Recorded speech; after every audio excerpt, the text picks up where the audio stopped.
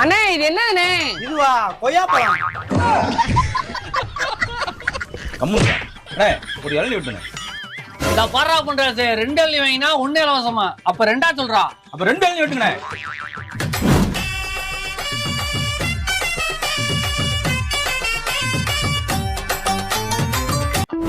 ஆஹா அருமை சூப்பரா இருக்கு. அண்ணே இந்த இளநீ எங்க இருந்து வருது? இது இளநீ ஆலமரத்துல இருந்து வருது. யாருண்ணே இந்த இளநீ தண்ணியே இல்லண்ணே. தண்ணி இல்லைன்னா அந்த சிண்டெக்ஸ்ல நிறைய தண்ணி இருக்கு, அதை குடிச்சு போய் குடி.